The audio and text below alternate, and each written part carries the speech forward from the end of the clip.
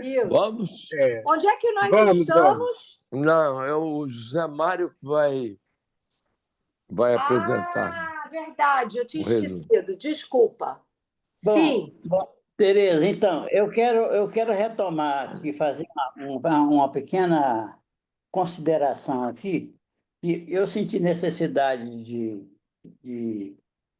de incluir no texto o nome da autora do artigo no qual eu me baseei para fazer o texto. Foi um texto que eu achei na internet, que eu achei muito interessante, porque ele é sintético e para a finalidade que eu achei que podia ser útil para o nosso grupo, que é justamente que ela faz um histórico do sintoma de Freud a Lacan, né? Sendo que ela, de alguma maneira, é muito didática, universidade, né? É de uma tese de doutorado dela, da Universidade Federal de São João del Rei. Ela se chama Maria das Graças Leite Vilela Dias. Eu coloquei isso aí no texto novo que eu fiz. Então, na vez passada, eu apresentei o comentário do texto dela, onde ela fala do sintoma em Freud, né? E que nós anotamos algumas questões dessa questão da história do sintoma em Freud, né? Mas principalmente o que ficou para mim como importante é de que Freud já acenava com já acenava para Lacan a questão do sintoma como uma formação do inconsciente. É, e ele tem também essa questão da extraterritorialidade do sintoma com relação ao eu, ao ego freudiano, né? Então, isso é o que ficou como digamos, provocação para a continuação do texto dela. E ela, então, na continuação, ela vai fazer dois comentários. O primeiro é o do primeiro ensino de Lacan, que é justamente o inconsciente como uma cifra simbólica a ser decifrada, a partir das cadeias significantes. E na segunda leitura, é o inconsciente como real pulsional. Então, hoje eu vou tentar trazer para... Tentar não, eu vou trazer para vocês rapidamente a, a síntese do texto dela, onde ela comenta esses dois momentos do ensino de Lacan. É claro que, relendo, por exemplo, aqui uns textos da Colette Soler, o negócio do sintoma em Lacan é muito mais complicado do que essa leitura aqui. Essa leitura aqui vai servir apenas de uma provocação para a gente poder ir adiante na leitura dessa questão do sintoma em Freud e em Lacan. Então, o primeiro ensino de Lacan, a fase do retorno a Freud. A partir de 1950, Lacan efetua uma releitura da doutrina freudiana, abordando-a, primeiramente, na dimensão do simbólico, pelo viés do axioma: o inconsciente é estruturado como uma linguagem. E, finalmente, na dimensão do real, pela vertente do inconsciente pulsional. Nessa dimensão do simbólico, é privilegiado o deciframento, numa tentativa de dar conta do que é decifrável na experiência analítica. Num movimento de retorno aos conceitos freudianos, Lacan estende a reescritura em termos simbólicos aos conceitos da teoria freudiana, como recalcamento, pulsão, libido, trauma, fixação, regressão, fantasia, desejo, objeto, falo, gozo, etc. Munido da linguística estrutural. Só um segundo, Zé, mas se for possível. Sim. Essa decifração ou não sei se decifração, é em função de que Freud já vislumbrava alguma coisa que não caminhava bem na vida de um indivíduo, Sim, certo? sim, sim. E isso que não caminhava bem veio, veio nominar como Era um sintoma, enigma, né? Sim, veio nominar como sintoma, sim, que exatamente. emperrava a vida do indivíduo. Estou Exatamente. usando aqui indivíduo. Continua, por favor. E o Lacan vai dizer que esse emperramento é formado por uma cifra simbólica no campo dos significantes. Nessa perspectiva, então, da linguística estrutural, por exemplo, a pulsão, para ele, se estrutura em termos de linguagem e é reduzida a uma cadeia significante. O trauma, por sua vez, ligado à cena primária, é retranscrito como significante. Citando Lacan, significante em estado puro que não pode se articular nem se resolver. A regressão é o que ocorre quando esses significantes que perfilam na dimensão da demanda são reencontrados no discurso do sujeito. A fixação, são os termos freudianos, como é que ele relê, né? A fixação demonstra a prevalência de um significante que serviu ao sujeito para articular sua demanda em fases antigas, precoces da sua constituição de sujeito. A fantasia inconsciente é estruturada pelas condições do significante e os objetos dela fazem parte de uma bateria de termos substitutos fadados à equivalência. Nessa releitura, para Lacan, só se pode falar de satisfação de desejo na condição de uma renúncia parcial, devendo se articular como demanda, ou seja, desejo significado pela existência e pela intervenção do significante, sendo inapreensível e inarticulável. Para Lacan, o desejo só pode ser inferido se articulado na demanda, que, por sua vez, é constituída pelos significantes emitidos pelo sujeito, sendo ela a própria cadeia de significantes que se dirige ao outro. Retomando a noção de extraterritorialidade do sintoma em Freud e de sua convicção de que ele tem um sentido que pode ser decifrado, como as demais formações do inconsciente, Lacan propõe a possibilidade dessa decifração porque o sintoma mantém a latência significante que sustenta seu sentido e sua significação. Ele é, então, definido, o sintoma, como o significante de um significado recalcado da consciência do sujeito. Isso é Lacan. Um sem-sentido, uma opacidade no discurso do sujeito. Isso que o Nazar falou aí, da coisa que estanca, uma opacidade, né? No discurso do sujeito, por representar alguma irrupção de verdade que o sujeito Emil, desconhece. Pois Emil, me não. escuta? Também lembrei agora, você falando isso, depois do Nazar falar, e li recentemente aí a Lourdes está aí, que eu associei a isso também, que nem todas as lembranças, né, são de fato lembranças reais, né? Enfim, Sim, corta algo de verdadeiro.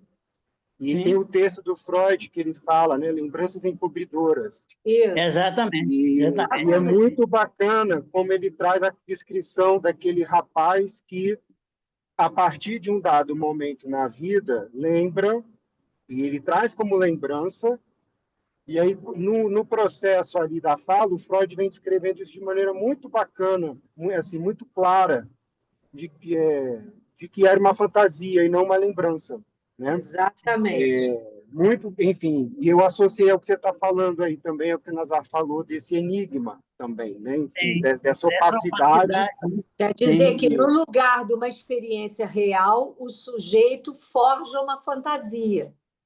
E, sim, e volta Uma como instância disso. memória, e volta como Isso, memória, né? Não é só isso. bem interessante, volta como memória através da cor, que aí tem a questão, nesse caso que ele descreve, né, da cor do vestido, de uma primeira paixão, com a cor do amarelo, de uma flor que ele lembrava, enfim, na cena que ele lembrava, né? Muito muito bacana, assim, enfim, aí traz isso que é opaco, né? Que tem algo de verdadeiro, né? Que vai sim, fazendo essas ligações minêmicas, essas associações, mas o que ele tinha como verdade da lembrança era uma fantasia. Uhum. E- agora, uma coisa interessante, viu, Felipe, só para acrescentar, lendo a Colette Soler, ela citando Lacan, dizendo que há dois pontos do gozo do sujeito. É o sintoma, que tem a ver com o gozo, e o corpo. Achei isso muito interessante, essas duas dimensões Mas, do gozo Simil, que tem em Lacan. Diga, querida. Simil, esse gozo, o sintoma, é o gozo satisfação, né? Porque aquele gozo da angústia é o gozo excesso, né? Sim, não, mas a dimensão do gozo que ela fala aqui é do gozo no sentido da inércia, né? Digamos, da paralisia, a meu ver. Não sei se eu estou falando corretamente, se eu estou lendo corretamente. Não é propriamente no sentido do prazer, não. É do Não, mas Gozar. aquele sintoma de satisfação que nem O sempre. sintoma traz sofrimento. O Sim, gozo que ele está falando aqui é o sofrimento. mas esse não é o da angústia? é, Sim, tem a ver com a angústia. Porque a angústia ela é um sinal do gozo, ou um sinal do Mas é desejo. aquele gozo que opaco, aquele gozo que não é significado. Exatamente. é Que real.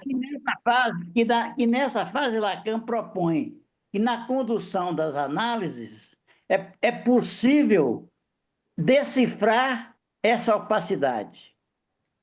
Uhum. É por isso que eles chamam o gozo de uma cifra. Cifra, evidentemente, um ciframento, né? De alguma maneira que o sujeito que compõe uma extraterritorialidade no sujeito. É algo. E nós sabemos que na clínica, alguns sintomas, principalmente na neurose obsessiva, são lidos por ele como um corpo estranho. Aquilo que o Freud falou, né? Você quer fazer uma pergunta? Simil, a gente pode tomar o corpo como esse território, não? O próprio Exatamente. corpo O como território do essa gozo territorialidade do corpo, né? é onde se goza, né? De alguma Eu maneira, para Lacan, com certeza, né? Você estava queria fazer pensando, uma pergunta? eu queria. Fala aqui.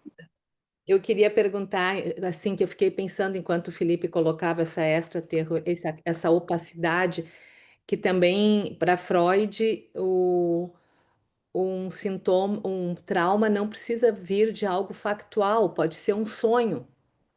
Um sonho pode ser traumático, ou uma fantasia pode ser traumática, né?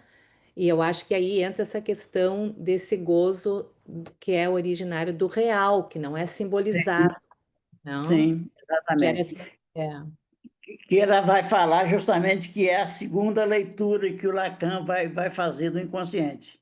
O inconsciente como real, isso.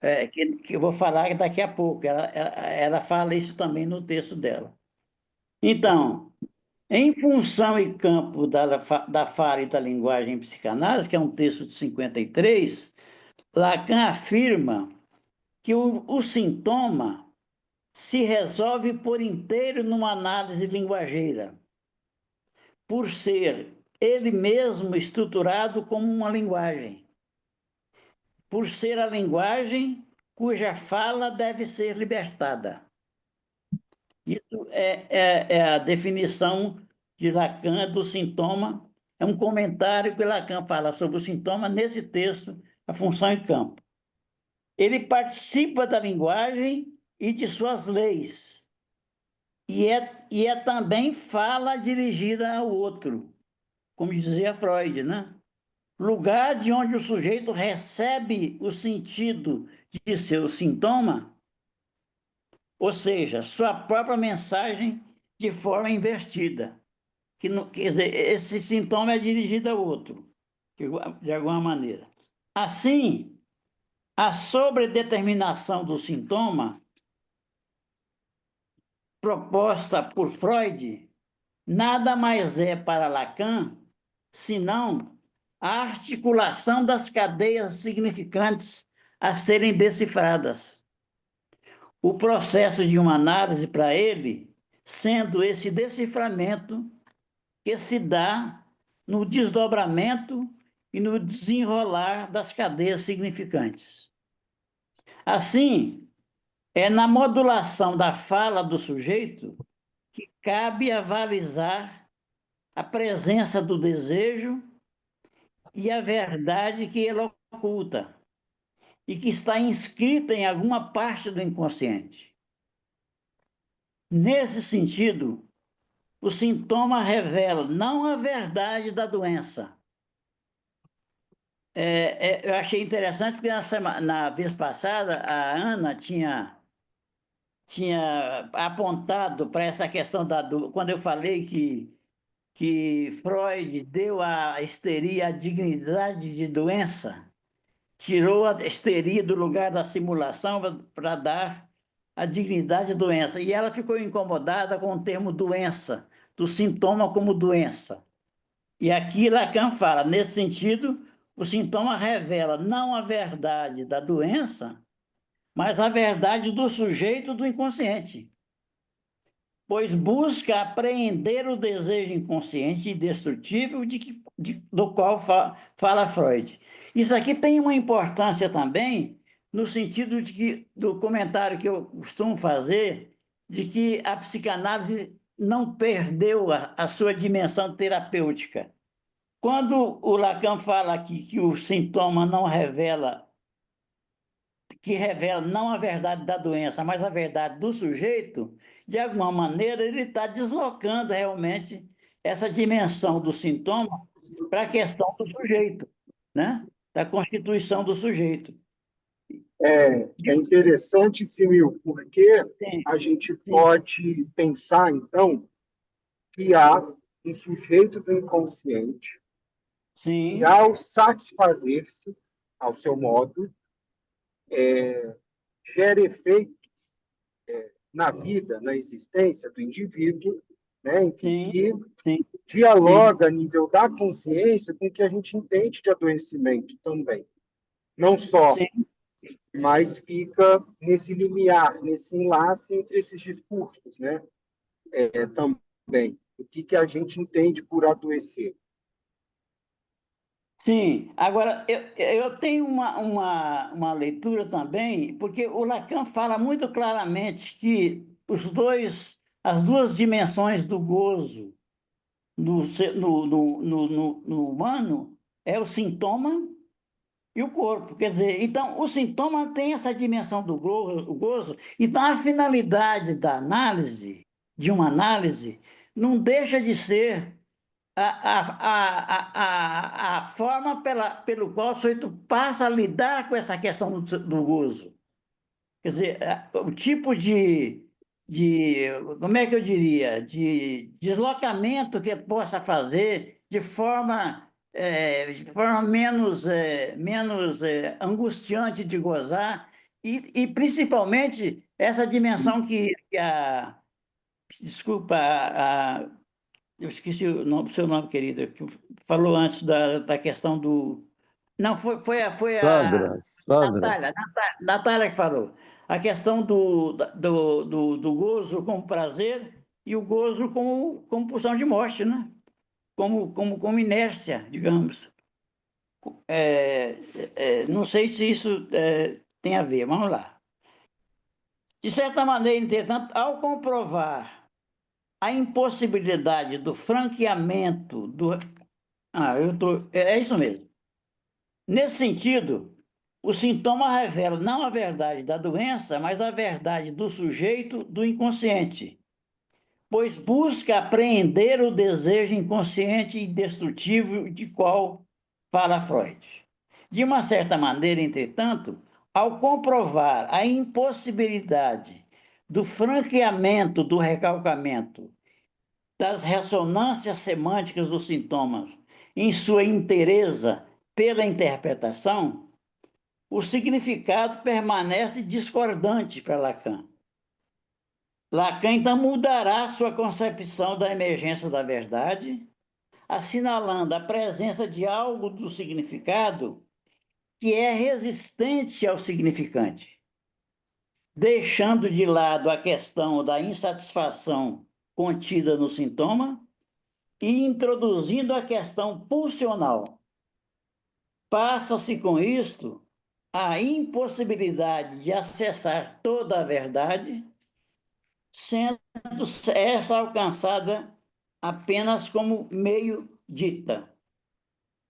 E agora a questão que é a segunda leitura que ele faz, que aqui está muito resumido, porque tem muito mais coisa nessa segunda leitura do Lacan, que é a dimensão, o sintoma na sua relação com a dimensão do real.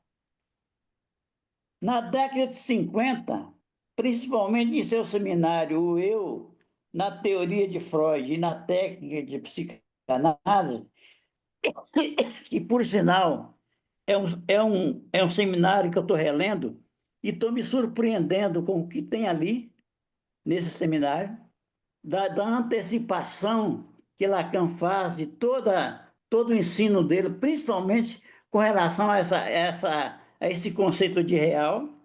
Então, nesse texto, Lacan, situando o fenômeno da insistência repetitiva no simbólico, não deixa de desenvolver a dimensão do real a partir do fenômeno da repetição como swang, compulsão, para além do princípio do prazer, por seu caráter de insistência repetitiva, insistência significante, como diz Lacan. Não sem acrescentar que o que se passa aí é a revelação do real sem nenhuma mediação possível, do real derradeiro, do objeto essencial que não é mais um objeto, mas este algo diante do qual todas as palavras estancam, manifestando a presença de um obstáculo intransponível que obriga o sujeito a repetir a evidência dessa presença. Nesse sentido, o objeto encontrado na repetição não é o que é buscado, uma vez que está perdido para sempre. No Seminário da Ética, de 1959, Lacan chama esse objeto de Ding, das Ding, um objeto concreto, positivo, particular, fora do significado, excluído no interior.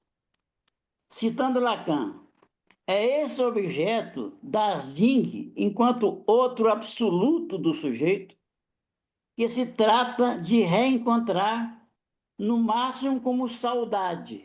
É claro que essa palavra saudade aqui surgiu na tradução, caiu do céu, porque não existe essa palavra saudade em francês, né? Mas, enfim, talvez como lembrança, enfim, não sei qual seria o sinônimo para saudade, né, nessa leitura aqui, né? Nostalgia, Sibyl. Nostalgia, exatamente, é nostalgia. Nostalgia. E isso, Os franceses usam. nostalgia é um termo freudiano que está justamente lá no Totem Tabu, da morte do pai, mas que cria uma nostalgia desse pai. É nesse sentido aqui que esse objeto é reencontrado. Então, não é ele que reencontramos, mas suas coordenadas de prazer. Isto é, uma satisfação nos caminhos que já foram proporcionados por essas coordenadas. Das Ding é o que do real primordial padece do significante. Trata-se de um real derradeiro da organização psíquica, uma realidade hipotética a partir da qual é feita a primeira orientação subjetiva em direção ao objeto. Das Ding instaura uma lei invisível, particular, estritamente ligada à estrutura do desejo, em que o objeto do desejo é sempre mantido à distância, originando uma falta no centro do desejo. Lacan dirá também que o que há no nível de Das Ding, desde o momento em que é revelado, é o lugar dos trip, das pulsões. O princípio do prazer aí, motivado pela deriva das pulsões, conduz ao ponto mítico do objeto perdido, que é um ponto de ânsia eleito que diz respeito às zonas erógenas, isto é, à fonte das pulsões. Nessa perspectiva, o sintoma passa a ser concebido como, citando Lacan, o retorno por via de substituição significante do que se encontra na ponta da pulsão, como seu alvo, como sua satisfação. Assim compreendido, o sintoma, assim como nas demais formações do inconsciente, há uma satisfação do desejo. Olha, volta novamente à questão da satisfação aí. Há uma satisfação do desejo no sintoma, mas uma satisfação às avessas. E conforme Freud, uma satisfação real, para além do princípio do prazer e vinculada à pulsão de morte, demonstrando a aporia do desejo. No seminário A Transferência, de 61, Lacan esclarece isso dizendo que o homem é marcado, perturbado por tudo aquilo a que se chama sintoma, na medida em que o sintoma é aquilo que o liga aos seus desejos, isto é, sua relação com seu destino, marcada, em última instância, pela autonomia e prevalência da pulsão de morte. Finalmente, no Seminário da Angústia, Lacan conclui: o sintoma não está, como no acting out, pedindo a interpretação. Achei isso muito interessante. O sintoma não está, como no acting out, pedindo a interpretação.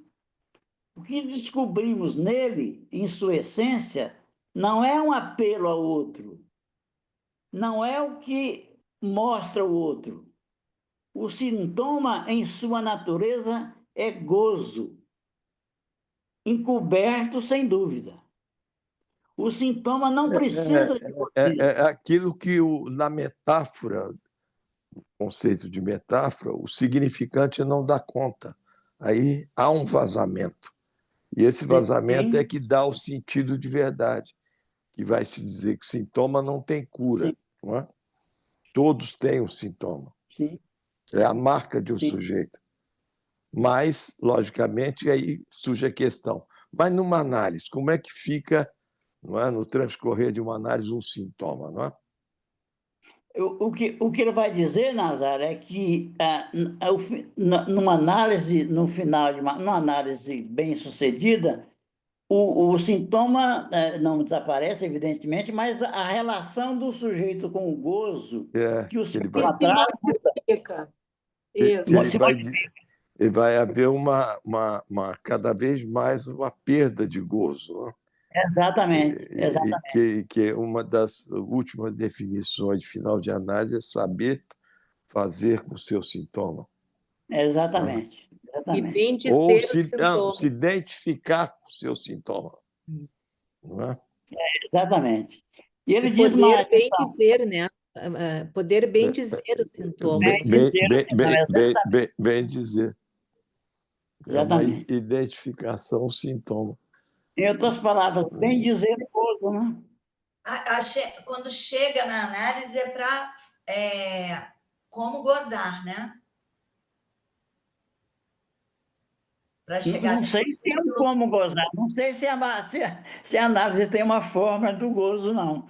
Não, Mas eu pergunto assim, quando o sujeito chega, né, na análise, ele chega nesse lugar oposto, né, de Porque como tem o Ele mais de chega na gozar, né? análise sendo gozado pelo sintoma. Ele não sim, goza nada. O sintoma goza nele. Ele exatamente. goza dele, na verdade. O sujeito não goza coisa nenhuma. Ele é ali, de certo Ele modo, é gozado, né? submetido a É. algo, É um né? joguete, né? Ele é joguete, ele é objeto, ele não é sujeito ali. Agora, o Uhum. André colocou uma pergunta assim: a análise, botou aqui no chat, a análise é interminável? Foi a pergunta que ele colocou.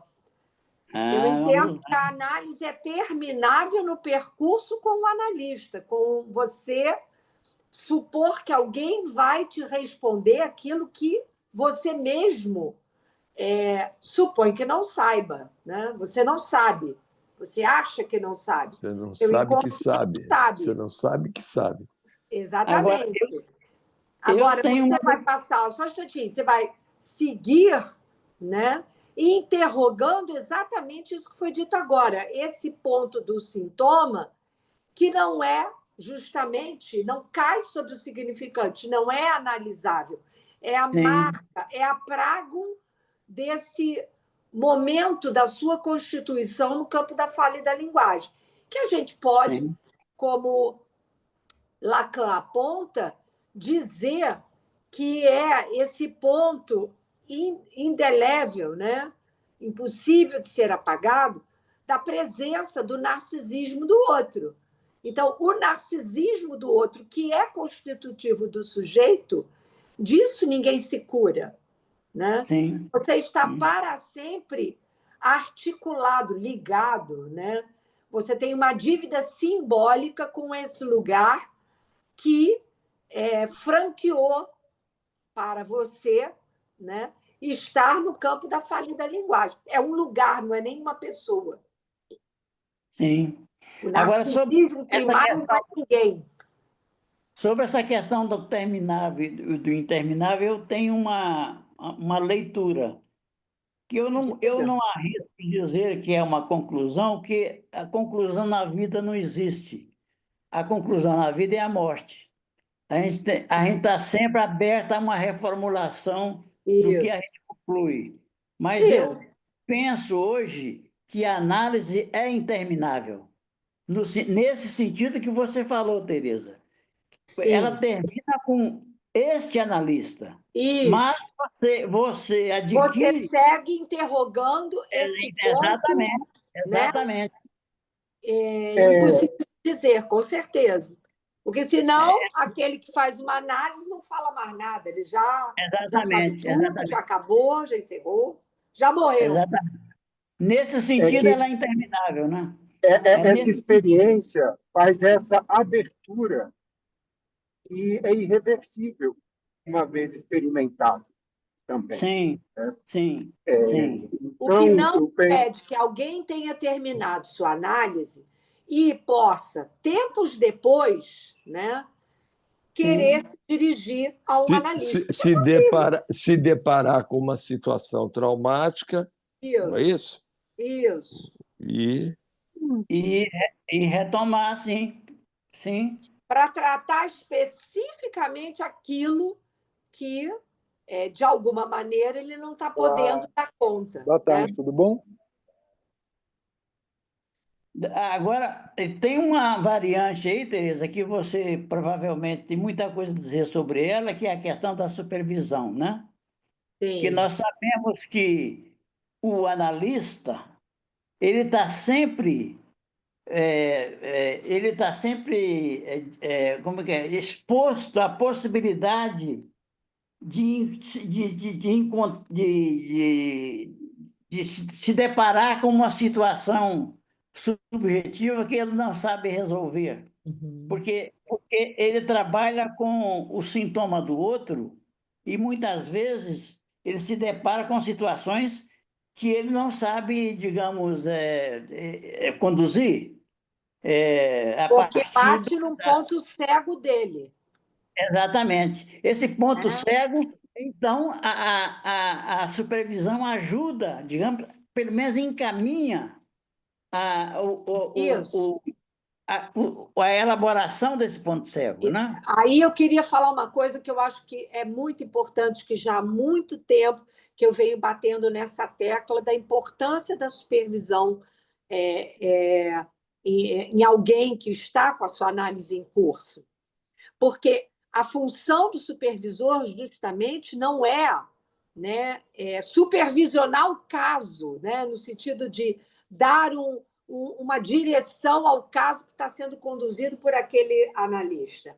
O que eu acho que é importante na condução da supervisão é que o analista tenha, primeiro, experiência, segundo, experiência de escuta, o suficiente para ele não interferir naquele estilo, né, que está ali sendo burilado, né, na análise daquele sujeito lá com o seu analista. Então, se ele esbarra numa situação qualquer, que ele está com dificuldade de escutar na clínica que ele conduz, e isso comparece na supervisão, eu acho que o supervisor ele tem que ter a delicadeza, né, de fazer esse apontamento sem interferir, fazendo com que esse sujeito possa trabalhar essa questão na sua própria análise. Que ele possa. É quase como se ele iluminasse alguma coisa que ele não sabe bem o que é, mas que esse analista que está ali em supervisão perceba que trata-se de alguma questão que ele precisa trabalhar mais na sua análise, para ele poder seguir, né, escutando aquele caso que ele levou para a supervisão. E, claro, muitas vezes um supervisionando, né, traz uma solução para uma determinada questão que o supervisor não tinha pensado, que não tinha ocorrido.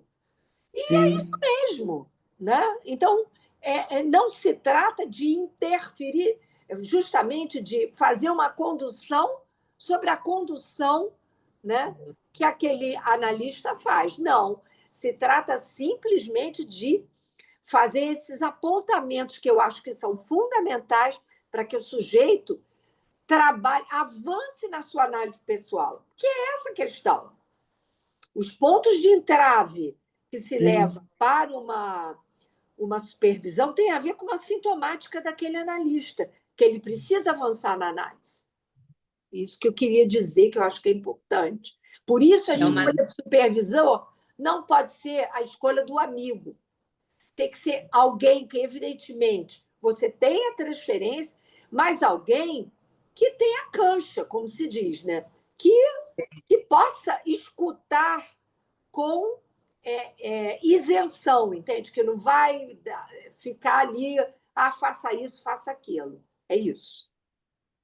É uma análise da resistência, né, Tereza? Exatamente. Por isso que eu não me lembro agora quem foi que disse, qual analista, que diz que a verdadeira análise se passa na supervisão. Eu não consigo lembrar quem foi que disse isso. Mas eu acho pertinente. Verdadeira no sentido de não desqualifica a análise do sujeito, não é isso. Verdadeira no sentido de que coloca Parece que é um tal de Jacques Lacan. Foi o próprio Lacan que disse isso? Eu acho que sim. Eu não É o sei, tal de eu não Jacques tenho essa Lacan. certeza. Eu li isso em algum lugar. Mas que é isso, que faz esses apontamentos. E isso faz com que o sujeito possa avançar, né? Uhum, Avançar no quê? No seu autorizar-se. No uhum. autorizar-se de si mesmo. Isso mesmo, sim. Tereza, eu queria que, assim, sem atrapalhar muito você, Simil, só para voltar ali naquele lugar do sintoma que goza. Sim, é aqui que está. Eu estou nesse ponto. Posso ler? Para te Pode. ajudar? Eu queria entender só uma Ele coisa. ele Fala, está falando isso no Seminário da Angústia. Ele está falando isso no Seminário da Angústia. Eu leio o parágrafo rapidamente e depois você comenta. Então, no Seminário da Angústia, ele diz isso: o sintoma, em sua natureza, é gozo, encoberto, sem dúvida.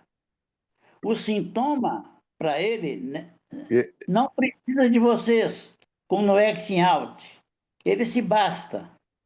Ele é da ordem do que lhes ensinei a distinguir do desejo, como sendo o gozo, isto é, algo que vai em direção à coisa, tendo passado a barreira do bem, do princípio do prazer.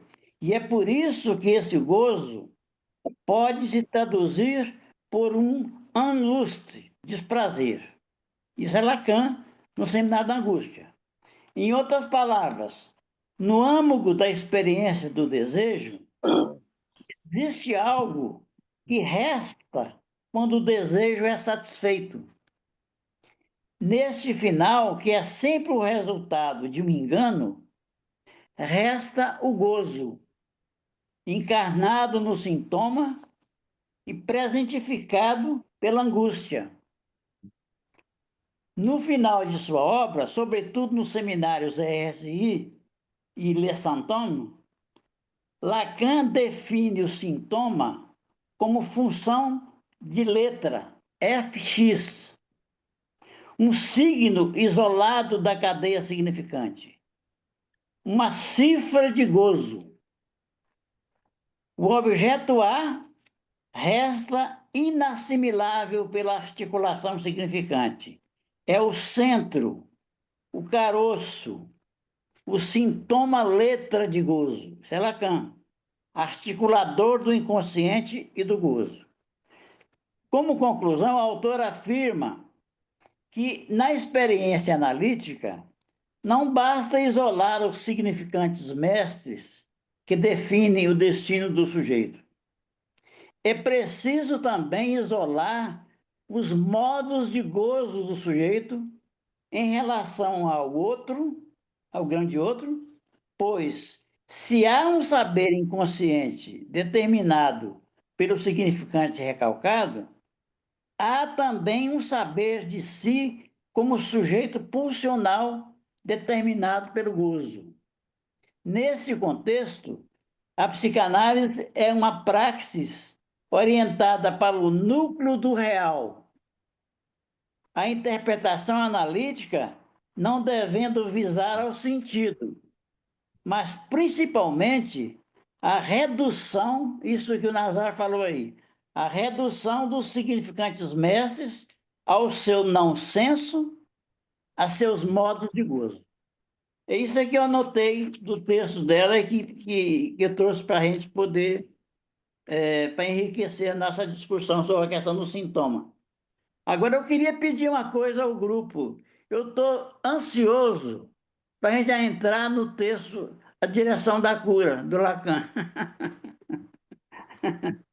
A gente vai retornar ele, a gente retorna. Vamos lá. Então, o que mais? Eu É achei isso que eu muito tinha bom, para apresentar. muito bom esse texto, e o que eu fiquei pensando o tempo inteiro que você estava lendo, assim, é a questão, eu não sei se procede, mas a questão da tique, né? Que Sim, produz a repetição, que sim. é o encontro faltoso com o real. Quando tu encontra algo, algo se perde e aquilo se volta como uma engrenagem, né?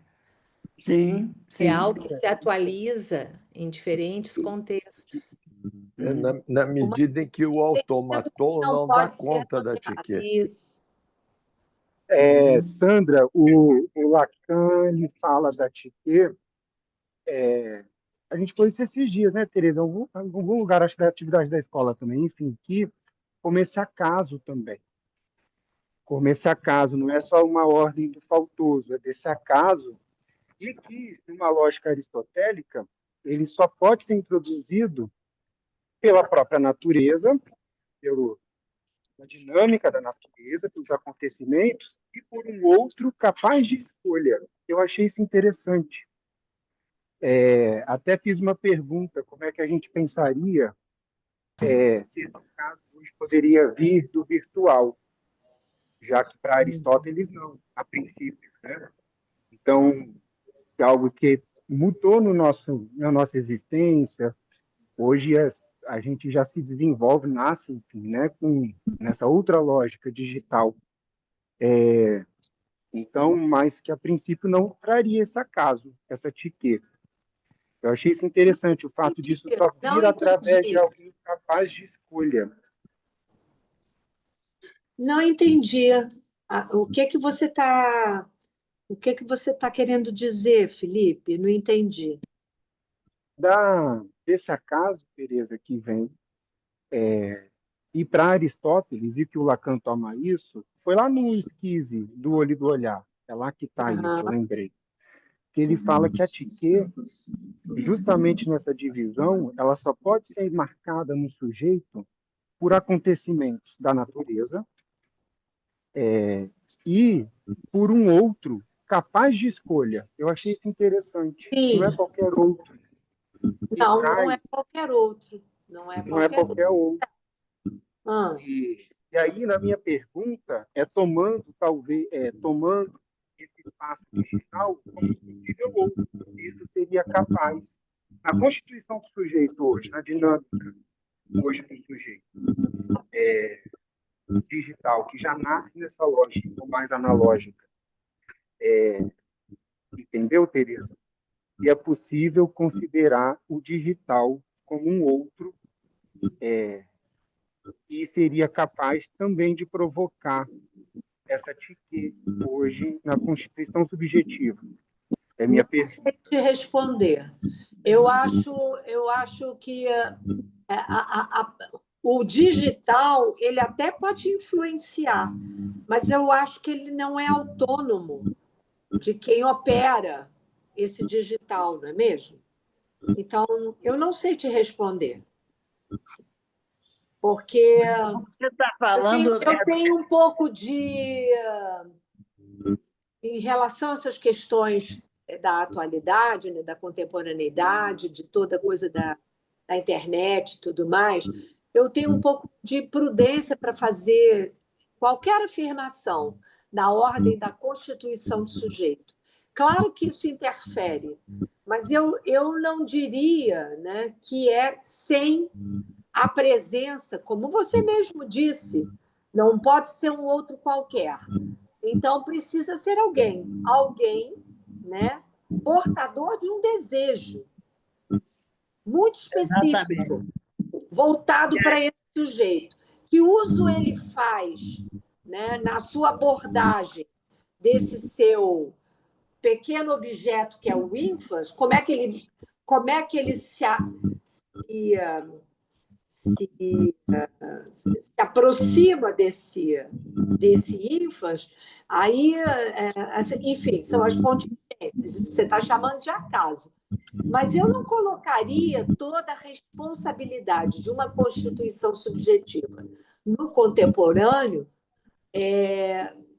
só na questão do virtual, do digital. Eu acho no momento, eu não tenho elementos para falar sobre isso. Não, Tem uma total não, variante aí. como uma variante.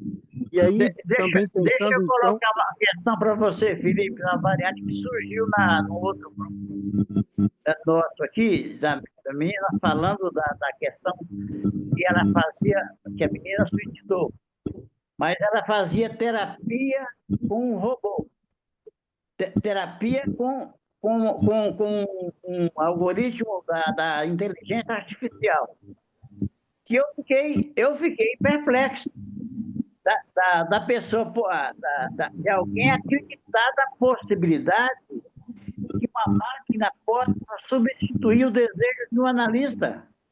Porque todo desejo é um verdadeiro buraco. Eu quero supor que a máquina tenha a resposta programada. Exatamente.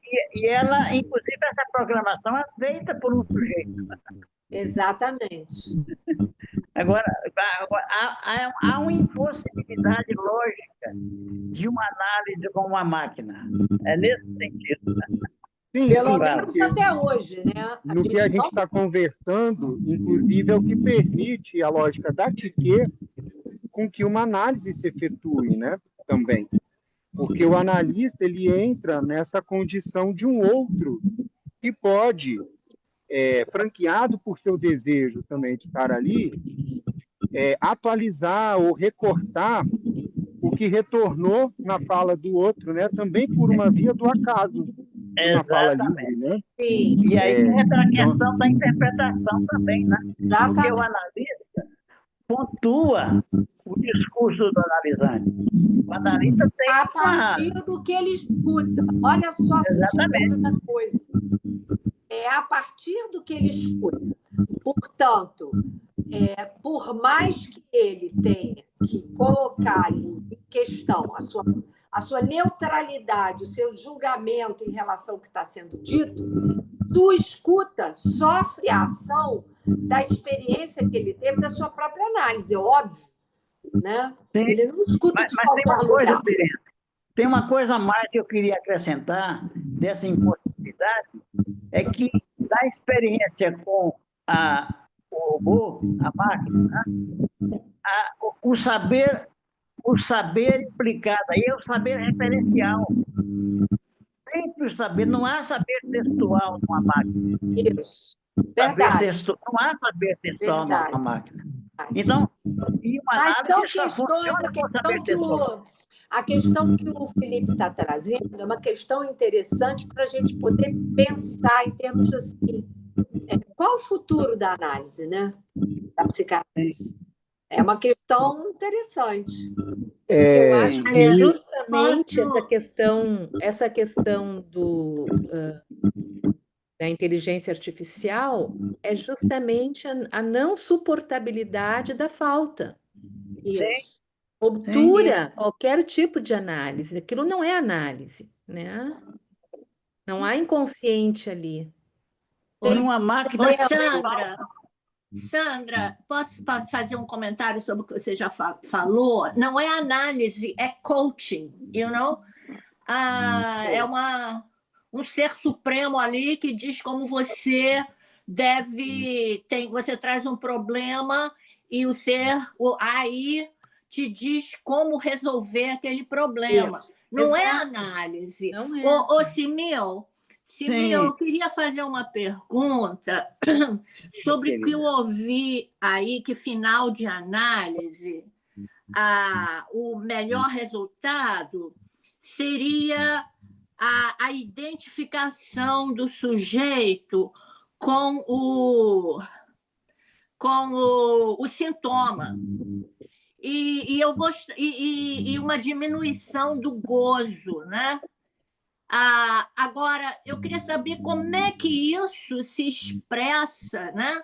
Na realidade, na clínica, como é que você se identifica com o sintoma? E isso é uma coisa positiva? Eu não sei, eu fico assim, eu quero um esclarecimento, se possível. Que tipo de identificação é essa? Posso responder, Simil, ou você responde? Não, responde você mesmo. Você tem mais Então, Nina, eu entendo identificação ao sintoma, identificação a isso que eu tinha falado logo no início, identificação a esse ponto não ultrapassável, esse ponto da sua constituição. Então, você na análise, você faz, né, todo o percurso na transferência, na construção da sua fantasia fundamental. Por quê? Porque a fantasia originária, que é aquela onde você está, né, onde se opera a divisão subjetiva, e você só está como objeto, porque você é objeto para o outro, esta fantasia originária que te constituiu, você não tem acesso. Então, é um ponto, aquilo que permite você sair da análise é você poder fazer uma ficção sobre esse ponto, né, indizível, porque você cria uma ficção sobre a ficção da sua Constituição, entendeu? Você não tem como dizer, né, que o que lhe falta é isto. O que lhe falta, falta, porque é perda. Foi perda desde o início. Então, a identificação aí é a esse ponto indizível. Por isso que você vai passar o resto da vida, né? E nesse sentido foi o que o Simil disse, a análise é interminável porque você vai seguir falando, mas sabendo, isso é a castração, sabendo que você não vai encontrar um objeto definitivo. Os pequenos objetos que você pode gozar pontualmente, esses objetos, eles vão se perpetuar na sua vida. Você vai parar de ficar girando em torno de um ponto indecidível, que é a questão do sintoma neurótico. Então é o luto, né, Tereza? Não há outro que me responda. É isso. Tereza, então é o luto, né? Você tem que fazer um luto, né? Exatamente. Com certeza, com certeza. Exatamente. Eu tenho essa convicção de que a análise Concordo. é um luto que você faz desse outro que você perde. Certo. O luto, acho que Lacan fala em luto do luto. Luto Exatamente. do luto, exatamente. Aí eu queria aquela... Voltando lá, Tereza, eu li o texto do Miller há pouco tempo, Como Terminam as Análises, e ele fala desse sou onde gozo. Oh. E aí eu queria entender isso com aquilo que você falou, que eu sou gozado. Porque o sujeito é gozado pelo outro, no seu sintoma neurótico. Ele age, alguma coisa o afeta, inclusive corporalmente, que ele não tem como explicar. Por isso que o Lacan vai dizer que ele é gozado. Ele é gozado por uma intromissão de algo pulsional, né, que ele não tem como controlar, é incontrolável. Então, Sim. ele é gozado. É diferente dessa margem de liberdade que você pode alcançar ao final da análise quando você literalmente, para de querer encontrar um objeto que seja pleno, né? Você aceita que não há um objeto que responde a esse quem sou, né? Sim. Porque você interroga o outro perguntando ao grande outro, você pergunta o quê? Quem sou eu? Né? Então, você pode ser qualquer coisa que você decida num dado momento. Então, você passa a gozar, né? Sabendo que o gozo é pontual, você passa a gozar de qualquer coisa que você queira. Não é aquela coisa assim, eu sou gozado no meu sintoma e eu não sei como sair disso, que é o problema do neurótico, ele fica em torno do mesmo buraco. E aí é aquilo que se diz do saber fazer, né? Porque você no término da análise, o que você extrai de um término de análise? É um saber, né? Um saber que diz respeito a esse único ponto de verdade, que é a castração. Você sabe da impossibilidade de dizer tudo. Você sabe da impossibilidade de dar um objeto, nomear um objeto como único, para sempre, que vai tamponar aquele buraco que é o enigma da sua Constituição. Você acha assim que não E basta aí só tem saber, também, tem que aceitar, né? Como falou, o luto. O luto, eu acho que é mais do que saber, é aceitar, né? Essa e há impossibilidade. também a meu ver, a análise conduz a uma espécie de, se bem que o termo é meio assim, ambíguo, porque tem a ver com o religioso, mas leva também a uma questão de uma humildade do sujeito, porque ele perde a onipotência do poder fálico, digamos. Ele entra em contato com a relatividade do seu gozo, digamos. E ele administra isso de uma maneira diferente daquela forma sintomática, repetitiva, como a Teresa falou, da repetir as mesmas coisas sempre, o mesmo tipo de gozo.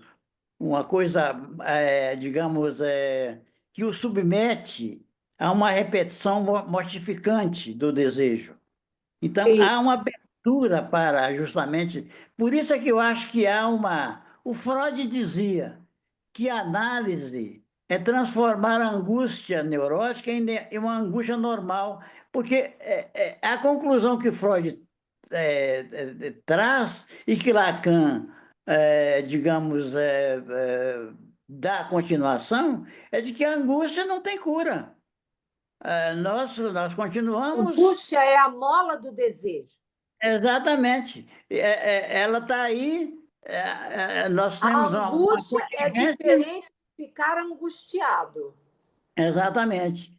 Nós né? temos O uma afeto, a contingência. angústia, que é o verdadeiro afeto, como os dois, de certo modo, dizem, né? O afeto da angústia é esse motor, né, que move o sujeito em Exatamente. função de um buraco na origem, não tem origem. Então, só tem um jeito, você vai em frente. E não tem resposta, né, Tereza? Não tem Exatamente. resposta. É um lugar da pergunta, da questão, né? Não tem como você. Não tem uma resposta. Se tivesse, seria ótimo. A religião dá a resposta, né? Exatamente. A- Então, a- a- pode. Qualquer a- religião, é verdade. Mas E a ciência também pretende. outra também que dá a resposta. A, Outra a coisa que dá a ciência. resposta. Eu estava lendo hoje. Não, o amor. Eu estava lendo hoje a questão da questão da devastação. A Colette Soler falando da devastação feminina, e ela faz uma alusão ao orgasmo mesmo, orgasmo, fazendo uma diferença entre o orgasmo masculino e o orgasmo feminino, dizendo, exemplificando com a experiência do orgasmo, uma experiência de devastação que é muito mais devastadora do que a do homem, o orgasmo feminino, digamos. E que a Baseado no que mulher, ela por diz causa isso? disso, hein? Por que ela diz Ela, isso? citando Lacan, quando ele trata da questão da devastação na Ele fala. mulher. Eu não me Ele lembro disso. fala disso. Eu posso até localizar, porque ela sempre dá a referência do Lacan, né? De onde ela tirou, né? Ela não é. Eu não me lembro de ter lido isso. Mas eu posso Aliás, te eu dar não me essa lembro de referência. muita coisa, eu estou esquecendo muito. É importante isso, Tereza, porque ela fala isso e ela fala uma coisa mais importante que você vai concordar com ela, de que a partir daí, a mulher, por ser muito mais devastada, porque o gozo que a constitui é o gozo outro, não é um gozo fálico, o gozo outro é muito mais devastador, então ela, para dar suplência a essa devastação, ela absolutiza o amor. Achei muito interessante essa elaboração. Interessante. Interessante. Absolutiza como uma reparação da devastação sofrida. Exatamente. Isso é, segundo ela, isso é típico da mulher. Quer dizer, isso é próprio da mulher. Quase que Onde é que está isso? Em qual livro dela? No Declinações da Angústia, página 167. Vou olhar isso lá, isso me interessa. Interessante. Página 167, Declinações da Angústia. Mas ela fala isso também naquele texto, o que Lacan fala das mulheres. Tem um artigo ali que ela fala da questão dessa devastação. Ela desenvolve isso. Ela fala que essa devastação é destituinte. Destitui. A mulher perde as referências. Ela está falando da devastação na mulher. Não quer dizer que o homem não tenha. Agora, o amor institui. Porque o amor institui o ser. Você disse que eu achei interessante, ela absolutiza o amor. Isso Exatamente. Porque, na verdade, ela tampona, né, a angústia provocada pela devastação através do amor, pelo viés do amor. Exatamente. É por isso que e por uma exigência, foi isso que eu escutei quando você falou, uma exigência de um amor, né? Como é que eu posso dizer? Absoluto. Sim. Mas não só isso. Eu li também assim. Que a mulher, na relação cotidiana sexual com o parceiro, ela não dispensa a dimensão amorosa, como o homem costuma fazer, muitas vezes. Interessante isso que você está falando, porque tem uma paciente minha, muito interessante. Ela diz assim, eu sou mulher, eu me vejo como mulher, mas eu gosto como homem. Sim. Aí eu pedi para ela falar mais sobre isso. Como assim? Ela falou, na relação com os homens, eu não estou preocupada com o amor. Com o amor. Isso não me interessa. Interessante isso aí. Eu gosto de estar com homens, eu não tenho o menor interesse nas mulheres, eu gosto de estar com os homens, eu faço questão de gozar com os homens, mas eu não tenho por eles o que eu muitas vezes vejo neles, que é esse sentimento de amor. Eu não tenho isso, eu passo muito bem sem eles. Essa é histérica, hein? Não, a Colette Soler fala disso, que o amor restabelece as identificações que o gozo destrói. Exatamente, que a devastação destrói. O amor seria esse tamponamento ou algo dessa absolutização translúcida e não opaca? Talvez seria isso, que a gente começou falando disso, que é opaco. O amor seria uma resposta que também tampona, que a gente falou do sintoma como opacidade, né? Mas o amor como uma invenção de uma outra maneira de tamponar também, só que não tão opaco, talvez mais translúcido é a palavra que me veio nessa relação, da falta. Eu não sei. Também eu acho que o amor ele opacifica, sim. Opacifica mais ainda. Pode ser que menos, como você está falando, Felipe. Não sei te dizer. Porque até me veio transparência, mas aí foi forte demais, aí ficou translúcido. Mas se existe uma coisa que não tem transparência, é o amor, hein? Por favor. Pois é. Pois é. Também pensei que a análise talvez ajude a gente delimitar melhor a margem entre o objeto A e o objeto narcísico também. Sim. Que na territorialidade do corpo vem confundido.